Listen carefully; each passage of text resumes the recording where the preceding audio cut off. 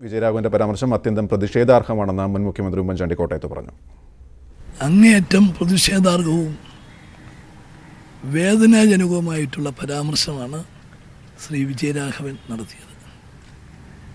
സ്ത്രീത്വത്തെ അപമാനിക്കുന്നു, ദളിത് വിഭാഗത്തെ ഏറ്റവും അപകീർത്തിപ്പെടുത്തത്തക്ക വിധത്തിലുള്ള പരാമർശമാണ് അത്.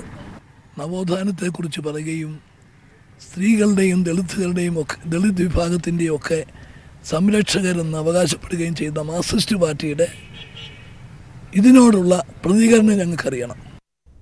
വിജയരാഘവനെതിരെ LDF മാതൃകാപരമായ നടപടി സ്വീകരിക്കണമെന്ന് KPC പ്രസിഡന്റ് മുല്ലപ്പള്ളി രാമചന്ദ്രനും ആവശ്യപ്പെട്ടു. ഈ പ്രശ്നത്തെ കേരള പ്രദേശ് കോൺഗ്രസ് കമ്മിറ്റി അതീവ ഗൗരവത്തോടെയാണ് നിങ്ങളെപ്പോലെ തന്നെ കാണാൻ ആഗ്രഹിക്കുന്നത്. അതുകൊണ്ട് കമ്മ്യൂണിസ്റ്റ് മാർക്സിസ്റ്റ് പാർട്ടിയുടെ ഈ കാര്യത്തിൽ നിലപാടെന്താണ്? ആ നിലപാട് അവർ വിശദീകരിച്ചുകൊണ്ട് പാർട്ടി പരസ്യമായിട്ട് മാപ്പ് പറയാൻ തയ്യാറാകണം. മാത്രവുമല്ല LDF കൺവീനർക്കെതിരായിട്ട് ശക്തമായ അച്ചടക്ക നടപടിക്ക് അദ്ദേഹത്തെ വിധേയമാക്കുകയും ചെയ്യണം.